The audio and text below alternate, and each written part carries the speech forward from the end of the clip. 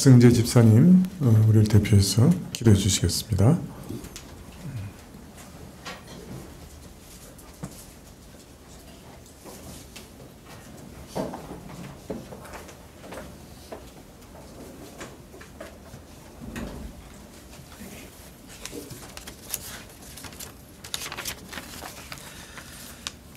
다 같이 기도하겠습니다. 사랑과 은혜가 충만하신 주님, 부흥사경회 주일로 저희를 부르사 함께 예배하게 하시니 감사를 드립니다. 주님, 저희로 오후 예배와 말씀을 통해 저희 영혼의 진정한 부흥이 일어나게 하옵소서. 무뎌지고 느슨해진 영혼의 갈급함이 다시 부릴 듯 일어나게 하시고 하나님을 향한 사모하는 마음이 다시금 샘솟게 하옵소서. 주님, 저희는 매일 매순간 넘어지고 좌절하고 실패하고 두려워하는 자들이오나 주님을 저희의 좌절과 실패와 두려움도 모두 사용하셔서 주님을 닮아가게 하시는 분이신 줄 압니다. 오늘 이 시간 저희의 삶 가운데 주님을 닮아가게 하시는 그 역사하심을 다시금 깨닫는 시간 되게 하옵소서. 강사 목사님을 통해 주시는 말씀을 깨닫는 지혜를 주시고 마음에 새기고 행동이 변화되는 은혜를 주사 더욱 주님을 닮아가게 하옵소서. 마지막 사경회 예배를 더욱 특별한 은혜로 함께하여 주실 줄 믿습니다. 성령의 특별한 함께하심으로 저희를 변화시키사 주님의 나라가 저희 마음속에 임재하게 하옵소서.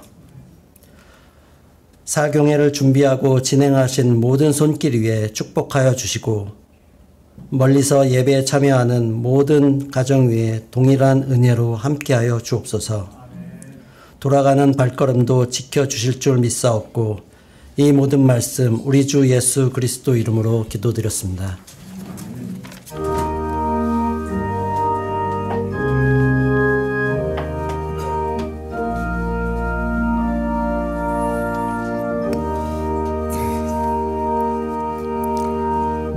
예, 주신 말씀은 마태복음 13장 18절부터 23절까지 말씀입니다. 신약 21쪽인데요. 마태복음 13장 18절부터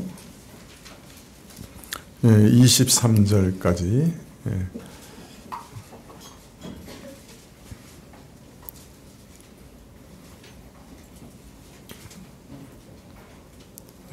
찾으신 줄 알고 봉독해 드리겠습니다. 교독하실까요? 18절부터 마태복음 13장 18절. 그런즉 씨 뿌리는 비유를 들으라.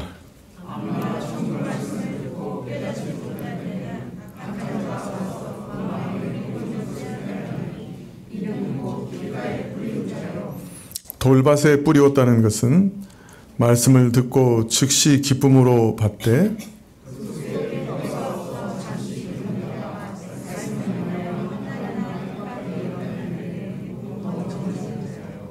가시떨기에 뿌리었다는 것은 말씀을 들으나 세상의 염려와 재리의 유혹에 말씀이 막혀 결실치 못하는 자요.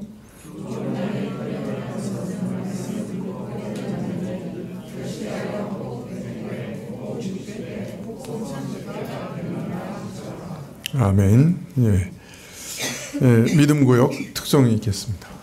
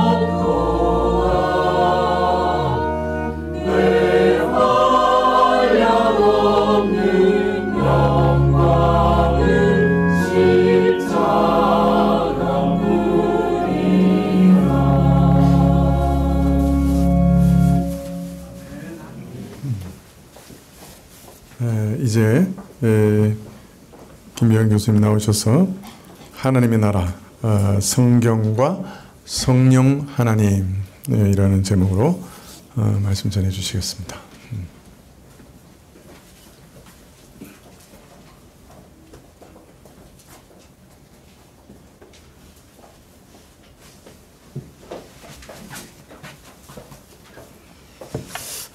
안녕하세요. 오늘 오후에 많이 나오신 거예요? 많이 오신 것 같아요. 저는 너무 점심을 잘 먹었어요. 여러분은 어떠셔요? 잘 드셨어요? 제가 먹은 게 뭔지 모르죠. 어마어마해요. 어마어마해요. 저는 성가교의 점심을 그렇게까지 대접받을 줄 몰랐어요. 근데 이게 어떻게 그래요? 큰일 났어요. 이제 입이 버렸어. 눈도 버리고. 제가 교회 가서 괜히 불평을 할 것 같아요. 우리는 왜 그러냐? 이름을 좀 바꿀까? 성나그네? 성자부터 좀 낮을래나? 이렇게. 그리고, 아무튼, 감사합니다. 우리 유장로님 또, 권사님 감사합니다. 권사님은, 얼굴을 안 보이시는 천사 있죠. 이렇게 뒤에서 이렇게 하시고. 근데 제가 마침내 봤어요. 목사님 못 드셨죠? 공부하시느라고. 그거는 그게요 평소에 드시는 거하고 달라요. 오늘 거는. 권사님은 그러실 거예요. 목사님 지난주보다 더 좋은 거하고 아마 다음 주에 언제나 들을지 모르는데 그건 권사님 빈말이고 실제 오늘 것만한 건 없어요. 제가 먹은 게 제일 특별한 거예요. 목사님 덕분에 제가 잘 먹었습니다. 사모님은 같이 드셨으니까. 예. 내가 먹었으면 내가 먹은 거지 뭘. 그렇죠.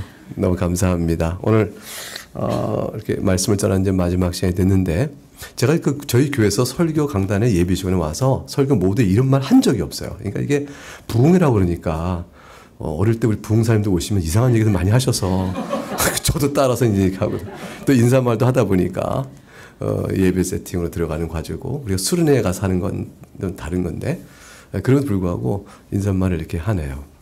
너무 감사하고 기쁨을 이렇게 표해 드리고요.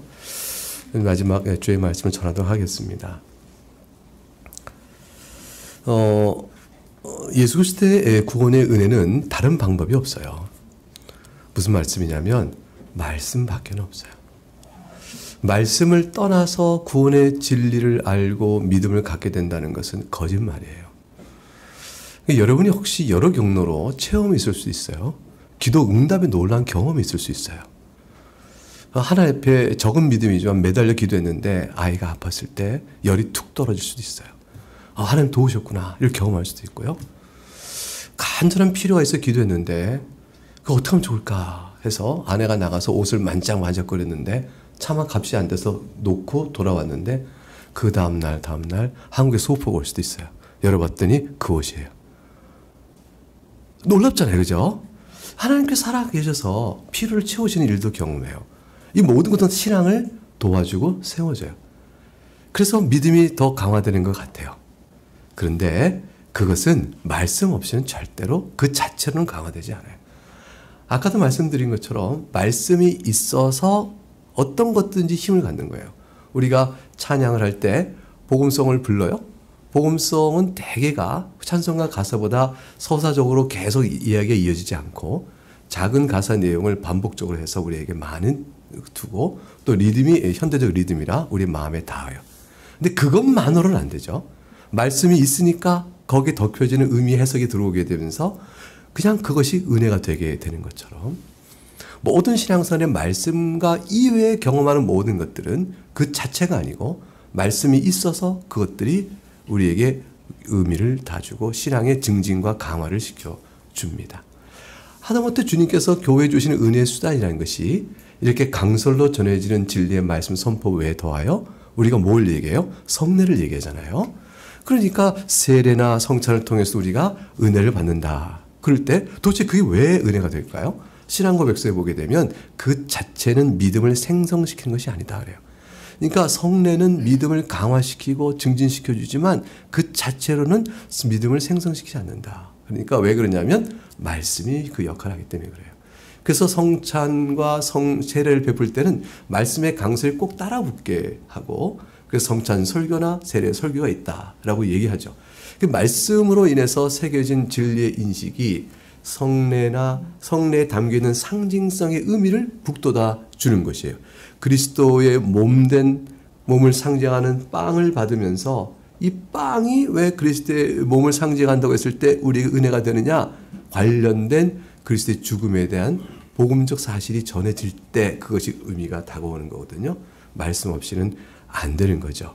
하물며 은혜의 수단으로 하나님이 교회에 주신 공적 원리인 성례마저도 말씀 없이는 그 자체가 의미를 상실할 수 있는데, 그러니까 말씀 없이 그냥 먹는 거는 의미가 없는 거예요. 그래서 개혁파 성찬은 믿음으로 먹는 거예요.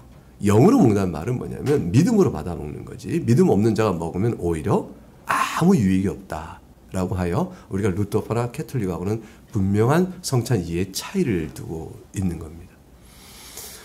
그러니까 하물며 그런 것이듯이 기타의 모든 활동 속에서 여러분의 체험, 여러분의 기도, 여러분의 어떠한 것도 말씀을 떠나서는 그 자체로는 길을 견나가기 쉬운 거죠. 신비주의가 그 자체의 신비성의 문제가 아니에요. 하나님께 나와 기도하는 우리의 기도를 들으시고 섭리 가운데 역사하시고 고백하게 하시고 도우시는 하나님의 손길을 경험하고 그런 일들이 다 우리 믿음의 길을 인도하는데, 그 자체로만으로만 있다면 이제 점점 이제 교회 중심에서 벗어나는 신앙이 되어지는 거죠. 그러니까 그 귀신론 유명한 성락교회 있죠. 김기동 목사, 이미 그분 세상 떠나셨나 이분. 그분들은 모든 매사에 귀신에 매여 있어요. 넘어져도 귀신, 감기 걸려도 귀신, 모든 게 귀신이 걸려 있어요. 그러니까 귀신 쫓느라고 정신들이 없어요. 거기에 매여 있어 성령 안에 주시는 은혜의 모든 자유를 다 잃어버린 자가 되어 있는데, 왜 그렇게 됐을까? 기도의 능력과 기도의 힘을 모은서가 아니라 그들이 그걸 너무 치중하여 말씀을 벗어나고 말씀을 왜곡하고 말씀을 잘못 해석해서 그런 거죠. 그래서 왜곡된 귀신론에 의하여 성경 해석이 삐뚤어지니까 진리에 이탈되어 있는 거예요. 그러니까 진리에 이탈되어 있으니까 경험하는 모든 사실들이 다 은혜요 신앙을 세워지기보다 빗나가게 만들어요. 하나님 나라에서 점점 멀어지게 되는 밑으로 있는 거죠. 교회 속에는 항상 그런 일이 양극단적으로 있었어요. 어떤 사람은 모든 살아있는 하나님 앞에 기도하고 체험으로 나가는 것들을 다 부정해요. 오직 지식주의로 넘어가요. 말씀이 지식주의로 넘어가게 되면 이거는 딱딱하며 우리 영혼을 살리지 못해요. 여러분, 지식은 참 위험해요. 지식은 사람을 틀림없이 교만케 합니다. 그래서 성경을 많이 하는데 이상하게 신앙이 없는 약한 권사님. 왜냐하면 이분은 하루에 1년에 5독, 10독을 하시는데 모든 성도들이 못마땅한 권사님이 계셔요. 권사님이라고 죄송해요. 이렇게 못마땅한 장로님이라고 바꿀까요? 예를 들어서 진짜 권사님 성경을 많이 읽으시더라고. 내가 알았던 교회에서. 그래서 성경 1년 동안 성경 시상식을 하면 그분은 항상 상을 1등을 해봐요. 1등 받아요. 왜냐면 늘 성경을 읽으시니까. 그분보다 많이 읽는 성도는 없어요. 그러니까 1등 상은 그분 독차지예요. 그러니까 당에서 걱정을 했죠. 그분을 위한 상일 수는 없는데 어떻게 하면 좋을까요? 많이 읽으시면 어떡해요? 그러니까 그분은 항상 교인들 성경 읽는 게 눈에 거슬려서 성경 읽어라 이렇게 하게 되어지죠. 교인들이 좋아하지 않아요. 너무 그러시니까. 어떤 권사님은 기도를 열심히 하세요. 그 권사님이 제일 큰 기도 제목은 뭔지 아세요? 목사님, 기도하는 목사님 되게 하소서. 그거예요. 그 권사님 눈에는요, 목사님이 기도를 안 하시는 분이에요. 자기처럼 기도해야 되거든. 자기처럼. 항상 기도원 가서 기도해야 되고, 하루에도 몇 시간씩 기도만 해야 되고, 그리고 1년에 한 2번은 40일 금식을 못 하더라도 금식 기도를 해야 되고, 이렇게 늘 해야 되는데, 목사님 보니까 바쁘셔. 예. 총회도 다녀오시고, 언제 기도하시겠나? 비행기 감독 기도하시겠나? 별 걱정 다 하는 거지. 그러니까 저는요, 우리 교인 같은 경우는요, 김병훈 교수는 맨날 학교에 저 들어가 있으니까 기도는 하겠나? 책이나 들여다보지? 이럴 거 아니겠어요? 이러니까 이 권사님, 기도하는 목사님 되게 하소서. 목사님이 기도하면 교회가 어떻게 되겠습니까? 이렇게 된 거예요. 근데 목사님은 그렇게 점잖게 얘기하시지만 교인들끼리는 어떻게 될까요? 기도해라. 기도도 안 하면 교회냐? 교인이냐? 이렇게 이제 지적질을 하시는 거죠. 어느 분은요, 오셔가지고 그래요. 선교 열정이 강하셔요. 교회는 선교 안 하면 교회도 아니다. 그 교회가 간판이 무슨 성경학교냐, 성가 성경 아카데미 이거냐? 교회가 성가 교회지. 성가 성경 아카데미라면 성경만 아니라. 근데 성가 교회라면 선교를 해야 된다. 선교 없는 교회는 없다. 그래가지고 모든 교인의 관심과 모든 교회 역량은 다 선교만 해야 돼. 그러니까 이분은 항상 교회가 선교 활동을 하는 것이 못마땅해요. 너무 수준이 낮아서. 전심전력으로 다 해야 되는데 왜 그렇게 조금만 하냐 싶어가지고 계속 잔소리해요. 잔소리. 무슨 얘기를 하는 거죠? 이 모든 활동은 다 교회 중요해요. 찬양, 기도, 선교, 전도, 그 어떤 것이 다 소중해요. 그것들은 다 우리에게 신앙을 구성해 나가는 활동상의 주요 요소들이에요.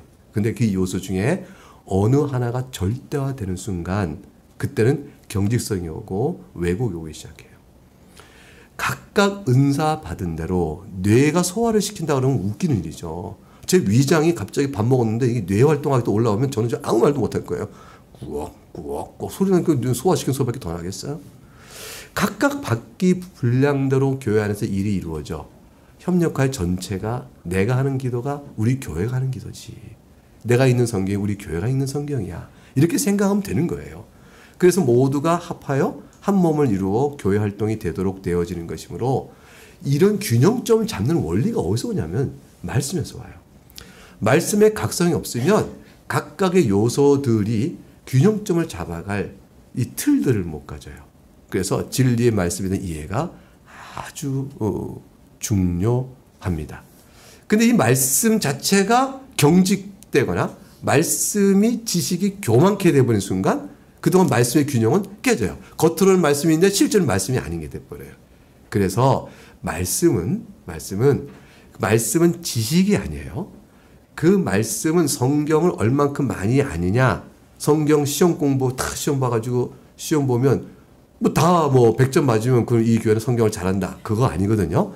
그 지식은 말씀의 내용과 이치를 깨달아 그리스도에게 나오는 실제적 체험적 이 신앙을 세워가는 위한 전부 자료요, 밑거름이요, 지침이에요.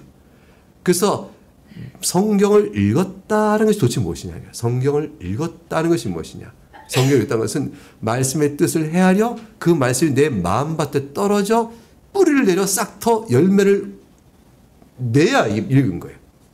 그러면 말씀이 내 심령에 떨어져 감동, 감화가 되고 주님라고 나오게 되어지면서 생활에 적용까지 나가는 힘이 끌어오게 되면 말씀을 듣고 깨달아 열매를 맺는 거예요. 이 일이 없으면 백약이 무효예요. 말씀을 많이 알아도. 그 말씀을 가지고 내 주장을 피는데 도구로 쓰게 된단 말이에요. 그게 누구냐면 사탄이에요. 사탄은 얼마든지 말씀의 지식을 가지고요. 예수님을 시험을 든다고요. 예수님을 시험한 모든 내용은 말씀의 지식을 갖고 쓴 거죠. 그래서 말씀의 지식이 도구화 되어져서 임의로 쓰는 우리 임의로 쓰는 이 마음 바탕은 죄성이 있거든요. 지식은 있어요. 죄성과 지식이 만나면 왜곡된 결과를 낳잖아요. 그러니까 말씀의 지식 자체가 중요한 게 아니고 말씀의 지식을 가지고 사용하는 주체가 누구냐를 봐야 되고 그 주체가 우리를 여기서 바르게 들으느냐 하는 것은 내 마음에 뿌려진 말씀의 씨가 어떤 열매를 맺느냐를 통해서 확인되어져요. 그게 성령 하나님이세요. 성령 하나님께서는요. 우리 안에 역사하시는데 말씀을 가지고 역사하세요. 자, 여러분 기도원에 들어가서 10일간 기도 한번 해보십시다. 10일 동안 기도할 때 우리가 어떻게 해야 되죠? 아침에 눈 뜨면 주님 기도하고 내가 또 점심 때면 또 가서 점심 먹고 또 금식하면 또 금식하고 기도하고 하루 종일 아무것도 안 하고 기도만 열흘 할 수도 있어요. 예수님은 그러셨을까요? 근데 대개는 성경을 읽어야 돼요. 성경을 들고 와서 정해진 성경 분량을 놓고 아침에 성경을 읽고 또 기도하고 또 성경을 읽고 또 기도하고 성경을 통하여 주신받은 교훈을 잡고 하나님 제가 오늘 기도 제목 이거 갖고 왔는데 오늘 제가 성경에 특별히 서신서 부분을 좀 읽으면서 주의 뜻을 분별하고자 합니다.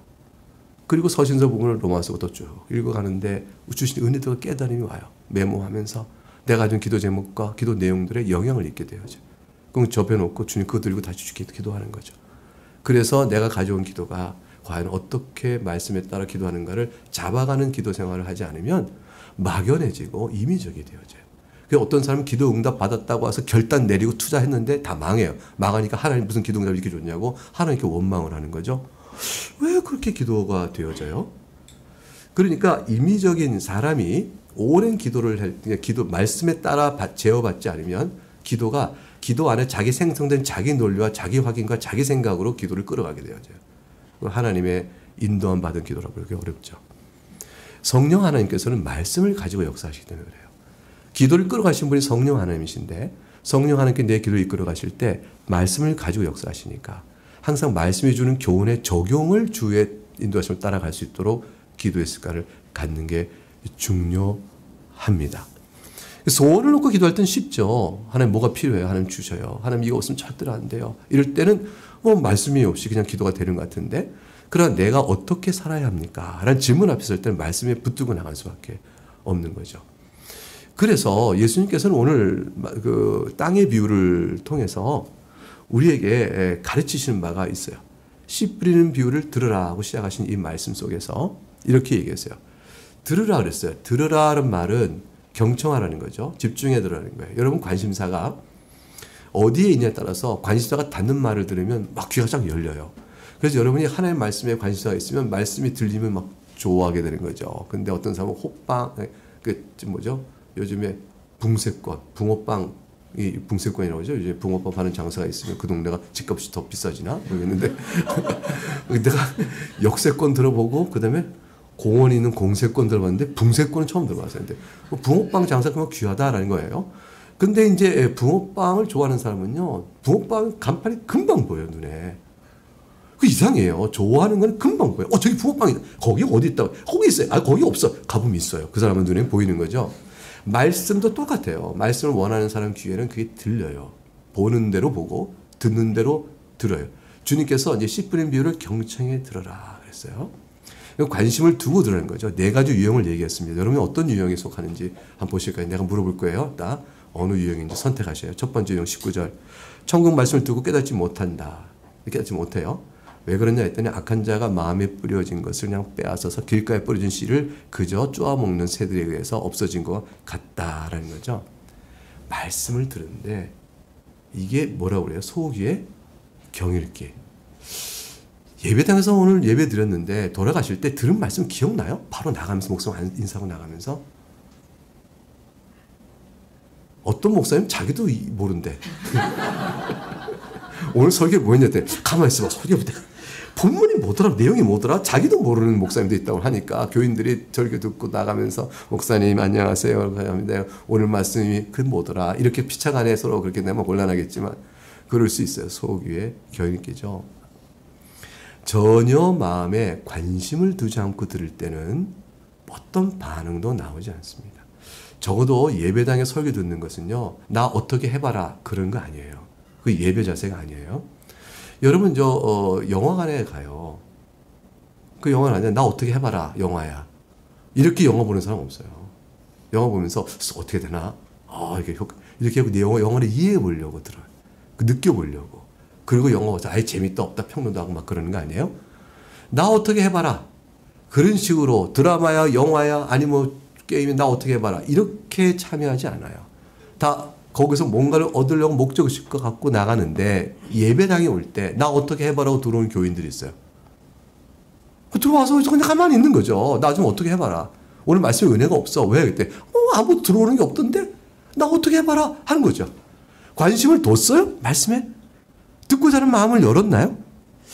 저희 교회는 예배 중에 이래요. 예배 중에 순서에 따라서 십계명을 읽고 나서 항상 우리가 참회와 은혜를 구하는 기도를 잠깐 해요.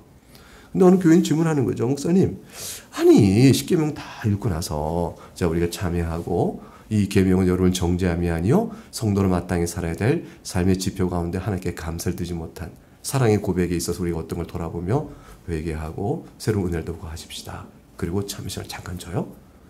그러면 이제 그 잠깐 시간을 주잖아요. 그죠? 10분 주겠어요? 5분 주겠어요? 잠깐 주잖아요. 잠깐 주는 동안 눈을 뜨고 이제 제가 사죄 선언과 주의 은혜에 대한 말씀을 좀 선포하고 이렇게 그걸 마치는데 그럴 때 어느 교인이 그런 거예요. 목사님, 그때 무슨 31분 정도 하는 그 기도 속에 무슨 기도를 하라고 그 시간에 그걸 굳이 넣어요? 이렇게 얘기하는 거죠. 그래서 제가 대답을 했어요. 그때와 기도를 시작하시니까 그렇죠. 예배 오기 전에 그 기도를 왜 안 하고 오셔요? 내가 오늘 예배를 나갈 때 주 앞에서 나가는 이 시간이 있어. 그때 내가 하나님 이렇게 기도할래요.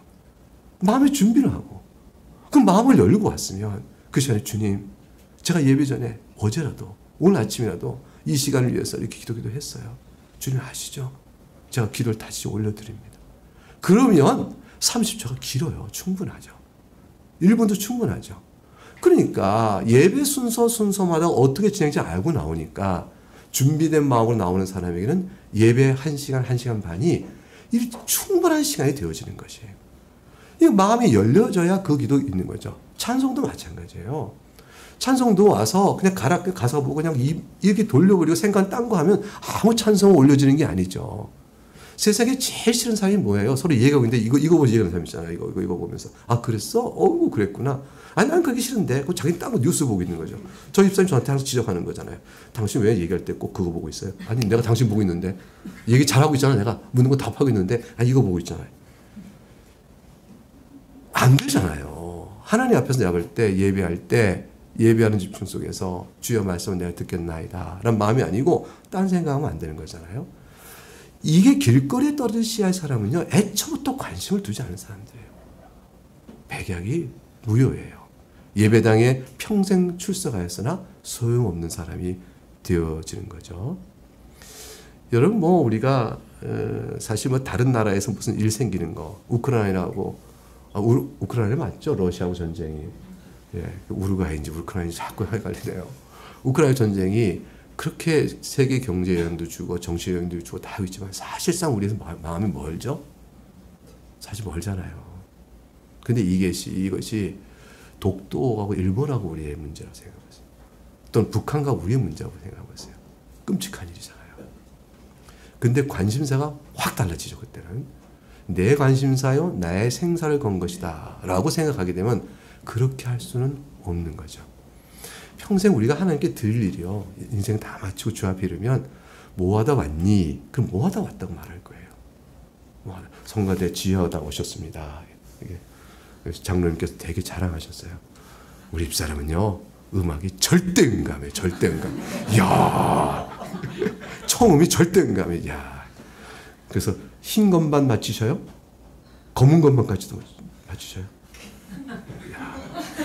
야, 그 절대 대단하세요. 모차르트네. 그래서 저희 애가 음감이 좋아요. 저희 아들, 딸 둘 다. 딸은 흰 건반, 아들은 검은 건반이 맞아요. 그래서 야, 너 음악하면 좋겠다 했는데 애가 음악을 취미로 하지 절대 하고 싶어요. 왜 게을러요. 근데 그 녀석이 한때 하면 이렇게 뒤로 이렇게 치는 거 한번 해보더라고요. 이렇게. 모차르트 영화 보더니 그래서 저는 걔는 음악을 했으면 좋겠다 싶었는데 게을러요. 음악은 게으르면 안 돼요. 하루에 15시간 해야 되더라고요. 그래 그걸 어떻게 해요? 자랑을 참 무척 하시더라고요. 초점은 거기 자랑을 무척 하시더라. 그러니까 제가 오늘 점심 보면서 장로님과 같이 좀 시간을 보냈는데 내내 은근히 자랑하셨어요. 은근히. 내가 채소를 좋아하고 나는 뭐하고 이걸 좋아하는데 우리 집사람은 그렇지 않고요. 그러면서 은근히 아내 얘기를 갖다 놓고 계속 갖다 붙이죠. 하나의 말씀에 관심사가 가게 돼요. 관심사가 닿으면 모든 게 연결되어 가는 거죠. 그래서 주의 말씀을 받을 때 관심을 하나님께 두고 나오면 평생에 우리가 하나님께 나가 들을 때 너 뭐하다 왔니라고 할 때 할 말이 딱 하나가 생겨요. 하나님 주신 은혜를 받고자 예배하다 왔죠. 이걸로 충분해요. 난 기껏 예배밖에 안 드렸는데 기껏 예배밖에 안 드렸는데 말이야. 어디 있어요 그런 말이. 하나님께서 여러분을 예배받으러 부르셨거든요. 하나님의 기쁨은 예배 속에 있어요. 여러분이 예배드릴 때 마음을 다해 주 앞에 내어놓은 그 하나님께 드린 사랑은 베푸신 사랑에 대한 감사로 드리는 거라고 그랬잖아요. 하나님 얼마나 기뻐하셔요. 하나님 얼마나 기뻐하셔요. 목사님이 제일 예뻐하는 교인이, 박형 목사님 제일 예뻐하는 교인이 있어요.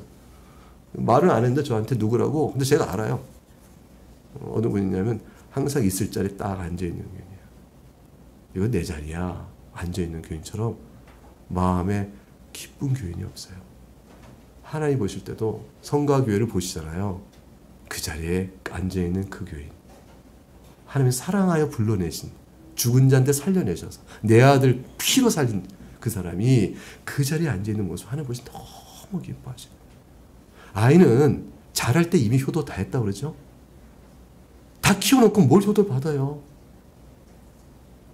100일 된 우리 아이 어디 갔어? 아까 점심 먹을 때 너무 이쁘잖아. 엄마가 이뻐서 어쩔 줄 몰라. 옆에 서면 다 이뻐해. 그 기쁨을 얼마나 준지 모르잖아요. 그래서 스스로 뭘 한다고 하기 이전까지 아이는 이미 효도 다 했다. 부모에게 다 준 거예요. 그러니까 하나님께서는 우리가 뭘 하기도 전에 예배에 나와 있는 그 자리 안에서 마음을 내어드리는 곳에 하나님의 기쁨이 있어요. 길가에 떨어진 씨가 아닌 거죠. 하나님께 마음을 열어주고 있는 거예요. 사역은요. 사역은 특별한 외적 소명과 내적 소명이 연결된 하나님 특별히 쓰신 사람들이 있어요. 여러분이 다 목사겠어요? 여러분이 다 목사면 장로님은 누가 하고 집사님 누가 해요? 권사님 누가 하고요? 봉사부장 누가 해요? 장로님이 하시는구나. 누가 해요? 뭔가를 해야 될 수족이 다 있는데 말씀을 맡는 자가 있는 거 아닌 거죠. 사역은 하나님 앞에서 특별히 부르심 받아 기회에 따라 하는 거고 성도로 살아가는 삶 속에는 제일 중요한 것은 예배예요. 그 예배는 이렇게 주일에 모이는 예배가 제일 중요해요. 주일에 드린 예배가 없이는 생활 예배는 없어요.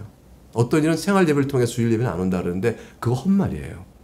공동체로 모여드린 예배 속에서 하나님의 교회에 내리시는 하늘의 양식, 내리신 하나님의 양식을 맛보고 성도와 더불어 교대하고 찬송을 같이 하는 일이 없이 혼자서 생활 속에 예배하며 신자로 살아간다? 잠깐 동안 돼요. 잠깐 동안. 제가 그게 안 되더라고요. 제가 이전에 교회에서 담임을 하다가 교수하다가 담임하다가 다시 교수 들어오면서 담임을 내려놨는데 내려놓고 하니까 갈 교회가 없는 거예요. 갈 교회가 멤버십이 없잖아 제가. 그러니까 이 교회 저 교회 금요일 되면 어느 교회를 가나 저 교회를 가나 가면 환영해 주나 아니나 가면 또 아는 사람 만나요. 그러면 또 그 교회 목사님이 싫어해. 왜 김병훈 교수님은 뭐 담임하다 그만 여기서 우리 교회 또 해오나.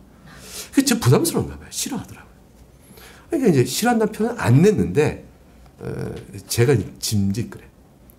자 그럴 때 교회가 없이 다닌 동안에 위기가 와요. 제가 곧 중학교 때인가 고등학교 때인가 부흥사님 강다리 부흥사님인가 신영경 부흥사님인가 모르겠는데 참 하신 말씀이 있어요. 알아? 여러분 아무리 신앙 좋은 사람도 소용이 없어. 교회 없으면. 그래서 다 그런 식으로 설명하셨어요. 지금 제가 이렇게 고상하게 설명하는 걸 그분은 그런 식으로 그냥 완전히 부흥사하게 했는데 아무리 좀 화롯불에 제일 큰 숯불 그럼 꺼내봐.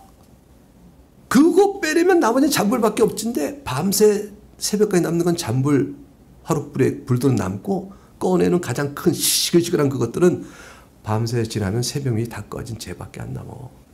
신앙이 그런 거야 그러시더라고요. 그러면서 모여있으라고 그랬어요.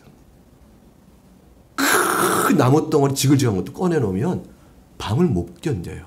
근데 남아있는 잔불들은 군불들 때문에 화롯불에 모여있어서 밤새 뜨겁게 가요. 그러니까 제 아무리 신앙의 용사라도 혼자 떨어져 있으면 신앙생활은 약해지게 되는 거예요. 모여있으면 얼마나 중요한지 몰라요.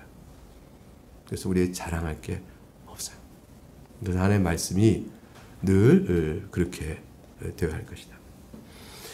예수님께서 이제 그런 신자들 얘기하시고 또 돌밭에 떨어진 을 얘기해 주셨어요. 돌밭은 신기해요. 말씀 들었는데 막 기뻐해요.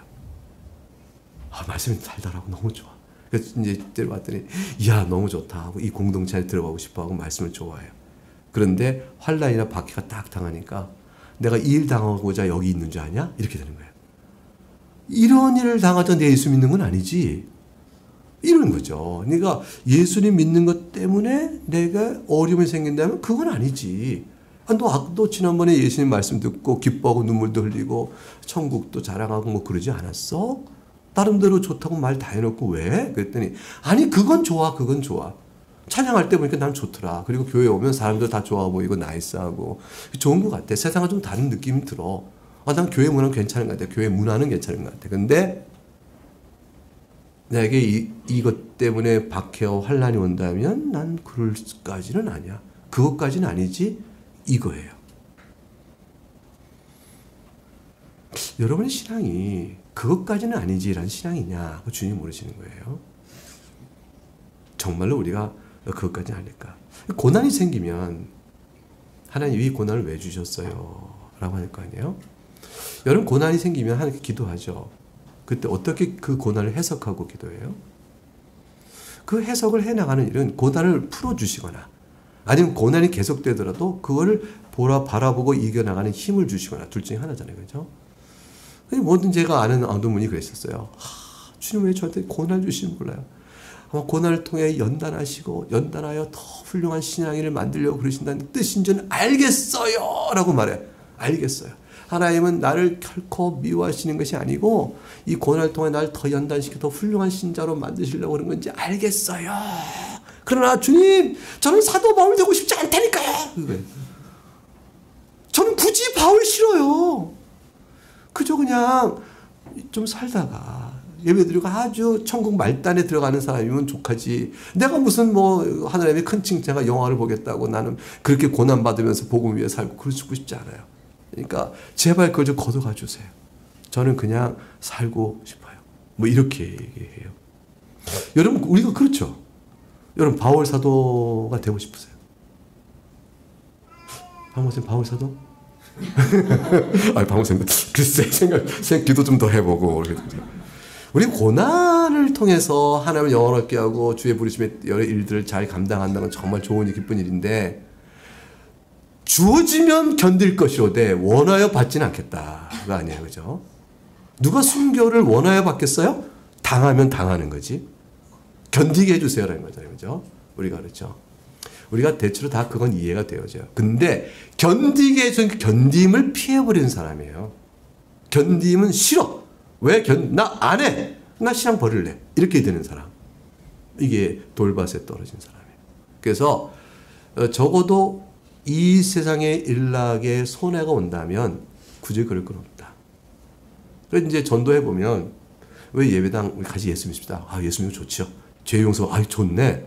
죄인이라고 믿으세요? 죄인 아닌 사람이 어디 있어? 여기까지 술수술 잘 따라와요. 그러다가 영적 기도까지 해요. 전도발도 해보면 재밌어요. 너무 감격스러워요. 주님 따라하세요. 주님 저는 죄인입니다. 죄인입니다 하네. 저는 예수님의 용서 아니고 살 길이 없습니다. 그것도 따라해요. 말 다 따라해요. 너무 감동스러워서 막 해서 예수 믿고 이제 교회 나옵시다 했더니 교회는 좀 가끔씩 나가겠대. 할 일이 너무 많은 거죠. 그러니까 이분은 뭐냐면 예수 믿는 거 좋아. 근데 매주 교회 나와서 예배를 해야 된다고? 그건 아니야. 내가 해야 할 일이 있고 할 일이 있는데 제가 아는 어떤 분은 교회 나가라고 했더니 교회 나가면 돈 들잖아. 무슨 소리예요? 했더니 헌금 내야 한다며. 나 그거 싫으면 나간다. 진짜 제 앞에 그렇게 얘기했어요. 교회가 돈 거둔데 아니에요. 헌금은 자원하여 하나님께 내어드리는 감사의 표시예요. 했더니 글쎄 그래도 안 되고 어떻게 버텨? 이렇게 얘기해요. 그것 때문에 그 사람은 못 나왔어요. 끝내 못 나왔어요. 끝내. 물욕, 욕심. 하나님께 나아가는 교회 생활 수준은 교인들이 내는 그것 자체에 대한 거부감. 모든 세상의 즐거움을 먼저 놓고 그것을 기준으로 삼아 그저 부록으로 붙이려 하는 종교 생활하는 사람은 실제로 신앙생활을 못해요. 헛발인 거죠. 하나님이 아실까 모를까요? 하나님 다 아시죠. 그래서 그런 것들을 들어주실 때가 시험이 와요. 시험은 우리가 금요일날도 말씀드린 것처럼 금요일인가 토요일인가. 그런데 시험은 공부 잘하는 사람은 시험을 즐거워한다고. 왜냐면 시험만 보면 뭐가 나오니까 뒤에 뭐가 따라와요? 상이 따라오니까 시험 보는 날은 상 받는 날 이렇게 기대감으로 이제 그런 사람은 비현실적이라고 그랬죠. 그래서 제 친구 형이 그랬어요. 제 친구 형이 제가 친구와 같이 모여서 이제 공부하고 있으면 형이 쓰고 와봐요. 뭐하냐 니들? 그래서 공부해야 돼. 그래 보더니 그러냐? 그걸 이렇게 끙끙대냐? 그래서 그랬더니 애쓴다. 그리고 가요. 불쌍하게 여기고 가더라고. 그 형은 공부를 그렇게 이해를 못해요. 공부를 그렇게 못해? 어렵냐? 그게? 공부를 그렇게 노력해야 되냐? 애쓴다 하고 동정을 하고 가요. 근데 이해는 못하더라고. 썩 잘하는 사람, 너무 잘하는 사람이라서. 재미없어요. 밥맛이에요. 그 형 하나도 안 좋아요. 인격적으로 따라붙는 정내미가 너무 없어요. 그래서 사회에 나가서 잘해봐야 자기가 뭐 하겠어요. 연구에서 박사 따고 교수하면 교수해야지. 그게 뭐라고, 그거 잘난 척 하지. 마음 받던 돌박 같아가지고 그냥 그렇게 퉁퉁 대요. 그러면서 제가 마음에 위로를 해요. 근데 그런 형이 예수 믿는다고 그러면 신경질이 나는 거예요. 너는 좀 골탕 좀 먹어야 예수. 그런 사람이 있다니까요. 학교 다닐 때, 초등학교 때 이거 조금 빗나가는데 말 나오니까 얘기하겠어요. 오니까 졸리기도 하고.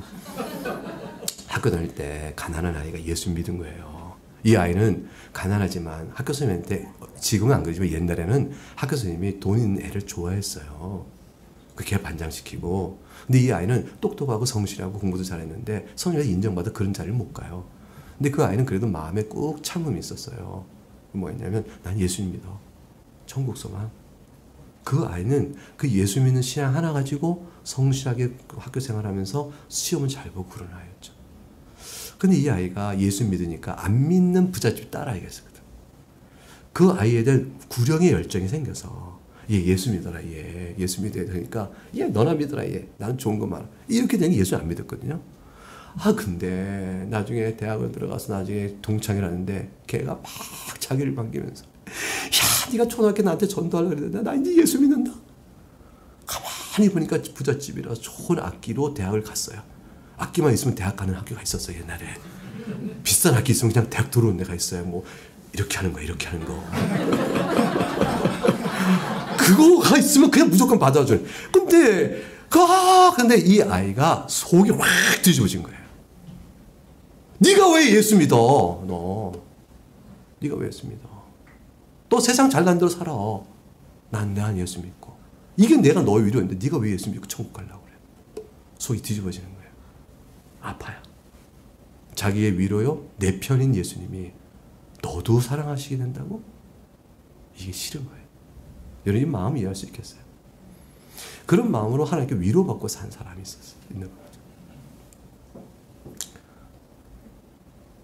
가시떨기에 떨어진 사람은 잘하는데 이 가시떨기 사람은요, 보세요. 세상의 염려와 재물의 유혹에 말씀에 맡겨 결실하지 못했다 그랬죠. 처음에는 어떻게 돼요? 열매를 맺죠. 싹이 트고. 근데 햇빛이 가려지고 영양분을 뺏기니까 이것이 비실비실 못 자라게 되잖아요. 그러면 이거는 싹이 문제예요? 환경이 문제 아닌가? 예수님은 이 비유를 통해서 뭘 얘기하시려고 하냐면 땅의 이 상태를 통해서 이 땅 자체가 우리 믿음 밭이에요. 뭘 얘기하려고 하시냐면 주인이 둘이면 안 된다는 거예요. 주인이 둘이면.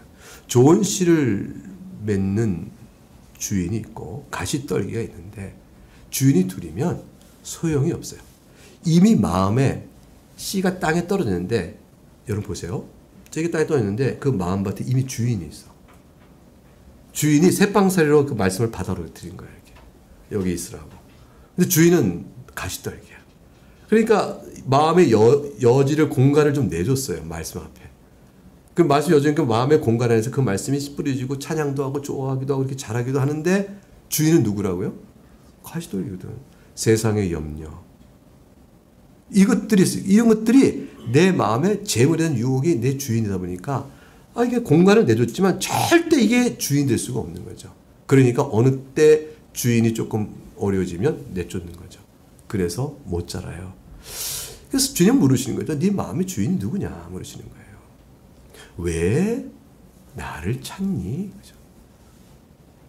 왜 하나님을 찾지? 이런 거죠. 사람이 일용할 양식을 하나님 앞에 기도하게 되어 있습니다. 육체를 갖고 사는 이 환난과 슬픔 속에 사는 우리 인생은 먹고 사는 일에 대한 도움을 주께 구하게 되어 있고 내가 노동한 정직한 노동에 대한 대가를 하나님 주세요 라고 기도하게 되어 있어요. 여러분 노동한 정직한 대가를 못 받으면 그것처럼 어려운 게 어디 있어요. 삶이. 하나님 그걸 기도하고 살게 되는 거죠. 불의한 세상 속에 살아가야 되니까 우리는 그걸 기도하게 되어 있는 거예요. 그런데 이 기도가 내 물욕의 만족이나 세상의 재리에 대한 나의 집착을 주인 삼아 놓고 하나님께 나는 기도일 수는 없는 거죠. 그러니까 주님이 물으신 것은 일단 너의 주인이 누구냐 물으시는 거예요. 그래서 좋은 땅에 떨어진 씨는 결실을 맺는다고 그랬어요. 결실을 맺는데 저 사실 좀 부담스러워요. 100배나 맺는데 60배나 맺는데 30배. 아니 5배, 3배 이건 괜찮은데 이렇게나 풍성하게 맺는다고 하시니까 나는 그런 열매 맺나? 이런 생각을 좀 한 것 같아요. 좋은 땅에 떨어진 좋은 씨는 흙이 부드럽고 양분이 많고 빛이 잘 들어야 되고 물도 충분해야죠. 그리고 잡초나 이런 것들이 없도록 계속 김을 매주고 뽑아줘야 되죠. 부지런한 말씀 앞에 살아가는 경건의 노력과 하나님의 인도함과 도움의 노력이 없어서는 안 되는 거예요. 여러분의 신앙은 하나님께서 여러분을 불러 양육하시지만 신앙의 나태에 대한 책임은 다 여러분 책임이에요. 여러분에게 있는 신앙의 유익과 아름다운 덕과 결실은 다 주님의 것이지만 그 반대 것은 다 여러분 책임이에요. 조금 억울하죠. 좋은 건 하나님 덕분, 은혜. 나쁜 건 다 내 탓.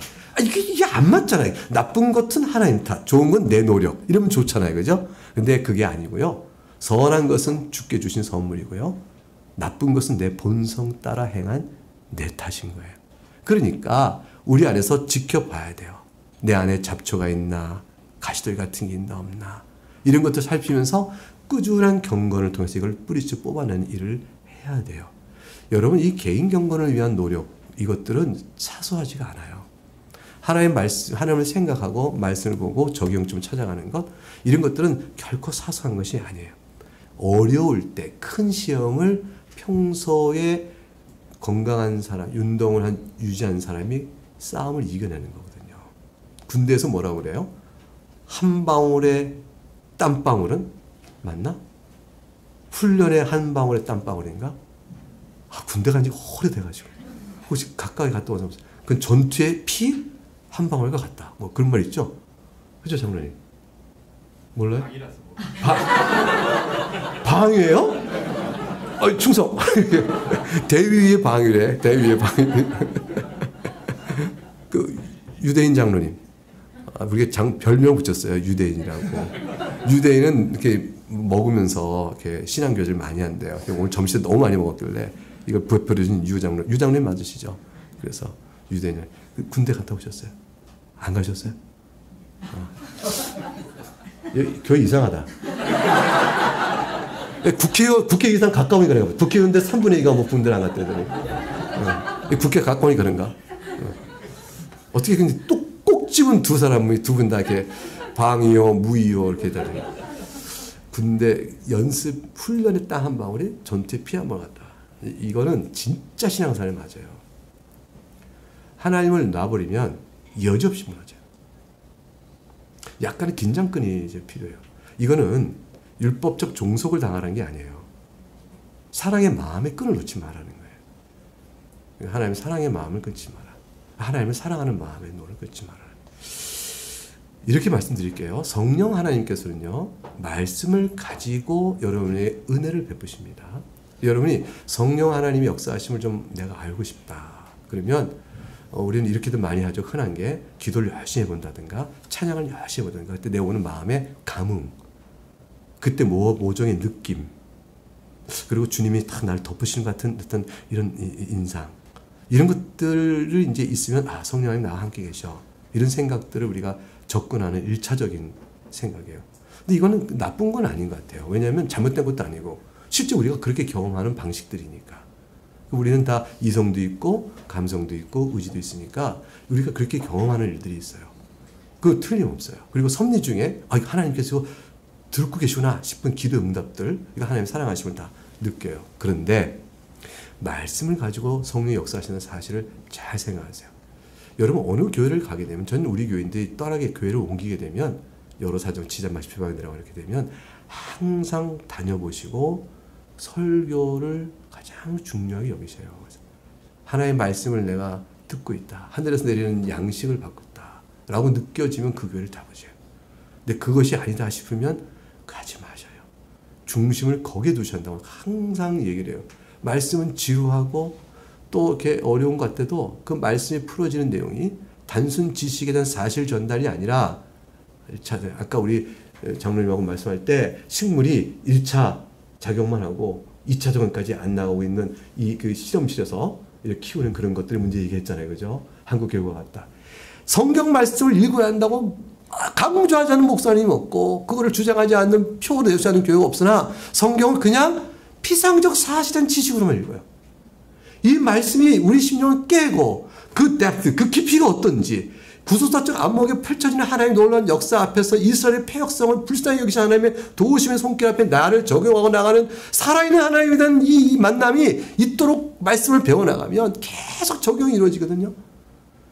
그렇게 말씀을 만나야 되는데 그런 일이 없으면 소용이 없잖아요. 성령 하나님은 그렇게 역사하시는 거예요. 쓰여진 기록된 말씀을 가지고 주관적으로 역사하여 우리 안에서 은혜를 작용시켜요. 그러니까 기록된 말씀을 가지고 네가 뭐를 이해했느냐 그것이 가슴에 내려오도록 하면서 너 자신을 들여다 가슴에 내려오면 내 죄가 보이니까 들어오게 하고 하나님의 말씀을 사랑하는 마음으로 선한 일을 하도록 계속 손을 계속 부추겨주고 자극시켜진다고요. 우리 마음속에 성령 하나님이 뜻을 가지시고 우리의 소원을 두어 하나님 원하시는 선한 일을 하도록 이끌어 가시는 일들을 행하셔요. 그래서 효과 있는 부르심이라는 내용을 따라서 웨스턴시아고서 10장 1절에 이렇게 말씀하셔요. 하나님께서는 생명에 이르도록 예정하신 모든 사람들을 성령 하나님이 정하시고 만족하신 때에 말씀과 성령 하나님께서 말씀을 가지시고 이들을 변화시키고 구원에 이르게 합니다. 그럴 때 하시는 일이 이거예요. 여러분에게 이런 일들이라는 걸 기억해 보세요. 영적으로 구원과 관련하여 그 사실을 깨닫도록 내 지성에 빛을 비추시고 돌 같은 내 마음을 제거해 주시며 살처럼 부드러운 마음을 내게 주신다. 그리고 의지를 새롭게 변화시켜주고 하나의 능력으로 우리 자신의 삶의 방향이 주께서 기뻐하시는 교훈을 따라 이게 툭 돌도록 해주시며 그래서 예수님만 바라보고 나가도록 하신다. 근데 이 모든 일이 내 마음속에서 스스로 원하여 행하는 인격의 경로를 통하여 나오도록 이끌어 주시니 내 마음속에 주여 내가 원하옵나이다. 이렇게 고백된다는 거예요. 그래서 하나님의 말씀의 순종은요. 하나님의 순종은 내가 원하나이다 라는 말로 나와요. 그걸 우리가 두 글자를 뭐라고 그래요? 사랑. 그래요. 사랑. 두 가지만 포인트 잡아요. 그래서 웨스트민스터 대요리문답 155문에는 이렇게 있어요. 성령 하나님께서는 말씀을 읽는 것, 특별히 말씀의 선포를 효과 있는 수단으로 사용하십니다. 그래서 우리 마음을 밝혀 우리의 죄의 책임을 드러내시고 겸손하게 해주며 우리를 그리스도로 끌어내셔서 그리스도 형상을 본받도록 만들어 주십니다. 우리 가운데 성령의 열매가 맺어지니 하나님 기뻐하신 교훈에 복종하게 하는 것이요. 유혹과 부패에 대해서 강하게 저항할 수 있는 사랑으로 우리를 키워줘 가십니다. 그에 우리 안에 자라가게 하시는 거죠. 그리고 우리를 우리 마음속에 위로와 평안을 내어주시도록 하셔서 구원에 단단히 붙들어 주십니다. 이게 성령 하나님께 하시는 일에 대한 대유림답 155문의 설명이에요. 자, 여러분의 신앙을 설명해 보십시다. 여러분 신앙은 어떻게 설명하겠어요? 어떤 상태에 있죠? 지금 말씀드린 이 성령 하나님께서 말씀을 가지고 행하신 일이 여러분의 지금 신앙생활을 나타내고 있는 거예요. 그래서 여러분은 성령 하나님 인도함 가운데 계셔요. 그리고 그 작은 신앙 같은 여러분의 그 믿음과 연약한 믿음을 할지라도 여러분 믿음은 다 성령 하나님께서 선포되는 말씀으로 키워주신 것이에요. 그러니 여러분은 두려워할 게 없어요. 하나님 내 안에 계시구나. 내가 말씀을 듣고 이렇게 기뻐하니 내가 말씀을 즐거워하니 내가 하나님 앞에 있구나. 이렇게 생각하시면 돼요. 아직 중생하여 믿음을 고백하지 못하신 분은 이 은혜를 구해야 돼요. 성령 하나님께서 말씀과 역사하신다고 하시니 주여 나 같은 자라도 아직은 달달한 돌 같은 마음이지만 성령 하나님께서 넉넉히 살처럼 부드러운 마음을 주신다 하셨으니 내게도 그 은혜를 주시옵소서라고 기도하셔요. 그게 중생치 못하고 아직 믿음이 없는 사람이 해야 될 일이에요. 아니 그런 기도는 믿음이 있어야 하지. 아니요, 믿음이 있기 전에 해야 돼요. 여러분 구하여 받아요. 구하여 받아요. 구하지 않으시겠어요? 그것이 귀한 줄 안다면 두 번째 이미 믿는 분이라면요. 좋은 땅은 따로 없어요. 원래 우린 좋은 땅이 아니에요. 첫째, 둘째, 셋째가 원래 우리 모습이에요. 그런데 우리의 성령께서 말씀을 역사하심으로 우리가 좋은 땅으로 열매 맺는 것처럼 우리를 계속 읽어 나가시는 거죠. 그래서 그를 위한 하나님의 소원과 간청을 주 앞에 드리셔야 돼요. 구하면 받으셔요. 두들기면 열려요. 하나님 나라를 향한 깊은 신앙을, 감사 신앙을 받으셔요. 그리고 복되게 살아가셔요. 하나님 나라의 천국 백성의 기쁨을 이 땅에서 좋게 누리며 살아갈 수 있기를 주의 이름으로 축복합니다. 기도하겠습니다. 하나님 아버지, 결국 우리는 하나님 나라 백성으로 주께서 부르셨습니다. 이 은혜 가운데 있으면서 우리가 어떻게 이 한 인생을 살아갈까? 할 일도 많고 구할 것도 많고 있는데 결국 교회를 통해 주시는 하나님의 복된 말씀의 선포, 그 선포된 말씀을 통해 역사하신 성령 하나님의 인도하심, 그걸 통해 드러난 각종의 열매, 그것도 연약한 인생이지만 하나님 붙들려가는 신앙생활인 것을 이제 알겠사옵나이다. 지금까지 그렇게 주께서 인도하셨사오니 우리가 이제는 그것을 이해하고 설명하고 바라보면서 더욱더 주 앞에서 넉넉하게 좋게 살아갈 수 있도록 주여 도와 주시옵소서. 감사하고 예수님 이름으로 기도하옵나이다. 아멘.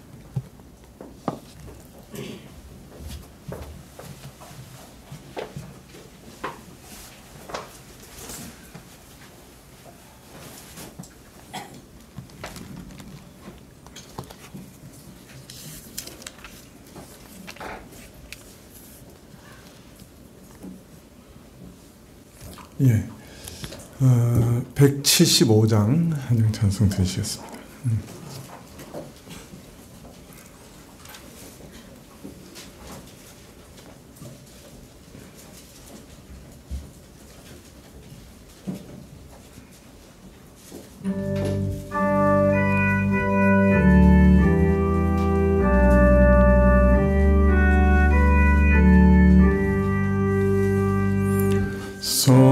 성령이여 우리 찬송 부를 때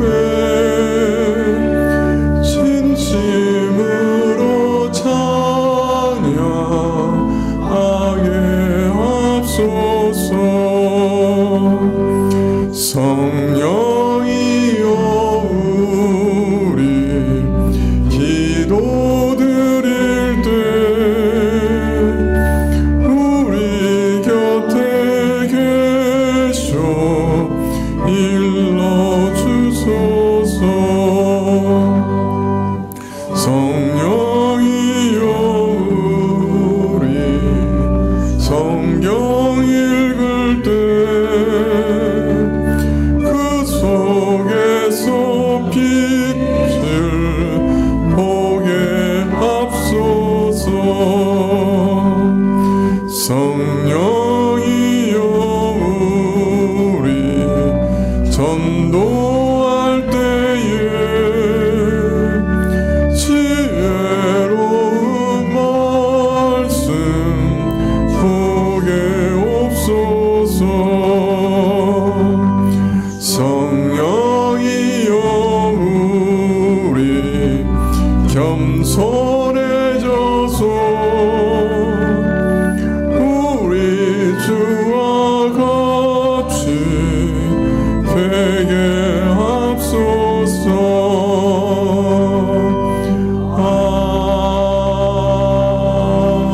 아멘.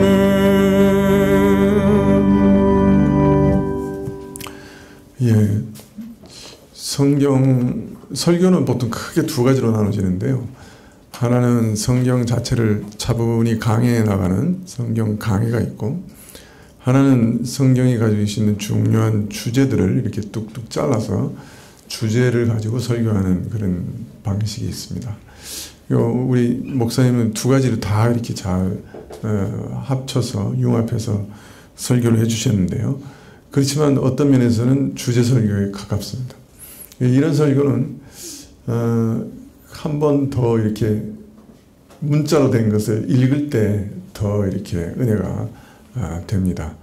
그래서 목사님 허락하시면 저희가 설교를 다 타이핑해서 우리 성도님들에게 다시 나눠드릴까 그렇게 생각이 듭니다.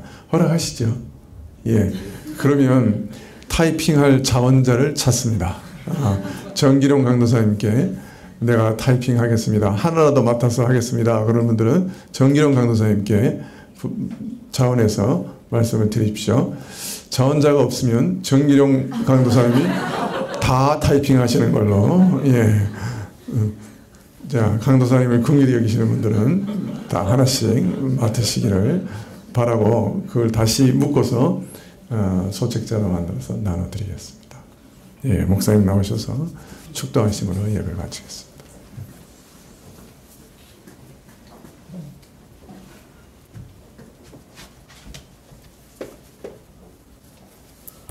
하나님 아버지, 자비와 긍휼이 풍성하신 아버지 하나님, 오직 은혜입니다. 우리가 주 앞에 내어드릴 모든 헌신과 사랑은 우리에겐 즐거움인 것이고 받은 것에 극히 작은 것을 올려드릴 뿐 우리가 주 앞에 새로운 것으로 드린 것이 없습니다. 그렇게 살아가는 삶 속에서 돌아보면 항상 감사뿐인 것은 하나님께서 주신 선한 것들이 실로 그 자체로 더욱더 증폭되어지며 우리의 즐거움과 또 다른 기쁨과 감사로 되돌려 주시는 하나님의 사랑 때문입니다. 작은 헌신을 드렸으나 큰 것으로 칭찬하시고 또 기뻐서 주 앞에 드리면 더 큰 것 칭찬하시며 결국 그 가운데서 하나님과 교통하는 사귐의 행복을 누리게 하시고 이 땅에서 경건의 비밀을 갖게 하시고 천국 소망하며 언제라도 부르실 그 나라에 가기를 준비하는 마음으로 이 땅 사는 동안에 짧은 인생 잘 살아가게 하시면 참 감사합니다. 고통 속에 있으나 눈물로 기도하게 하실 때 응답도 보게 하시고 답 없는 하나님의 손길 앞에 답답하지만 믿음으로 계속 기도하게 하시며 끝내 내 인생 끝날 때까지 응답받지 못한 기도는 주께 선한 뜻 가운데 또 역사하실 것도 믿음으로 가니 먼저 믿었던 선지들이 하늘 본향을 삼때 약속을 받았을 때 약속의 성취가 이루어지지 않았으나 그러나 끝까지 믿음으로 살았던 것처럼 우리 또한 그런 인생을 살아갑니다. 그럼에도 불구하고 이 짧은 인생 속에서도 답을 주시고 선한 것을 보이시고 하늘의 양식 말씀을 가르치며 하나님 나라의 아버지 하나님의 작정과 그리스도의 우리 위해서 행하신 모든 사역과 성령 하나의 모든 사역들을 다 보게 하시니 감사합니다. 이제 교회에 속한 것을 기뻐하고 성과 교회에 속한 것을 기뻐하고 성과 교회의 회원으로서 내가 각기 지체로 서로 사랑하며 살아가길 원합니다. 귀하게 사역하시는 목사님 그리고 당회를 주님 돌봐주시고 재직들을 키워주시고 각종 부서에서 섬기는 모든 봉사 손길을 기억해 주시고 예배에 참석하는 자체가 하나님께 올리는 영광인 줄 알고 귀하게 나오는 걸음을 붙들어 주시사 이 교회를 통하여 하나님 여름날에 추수하는 날에 주인의 마음을 시원케 하는 종의 모습으로 잘 감당하는 교회 되도록 복을 내려 주시옵소서. 감사하고 예수님 이름으로 기도합니다. 우리 주 예수 그리스도의 은혜와 아버지 하나님 무한하신 사랑과 성령 하나님 위로하심과 교통하심이 이제와 영원히 함께 있사옵나이다. 아멘.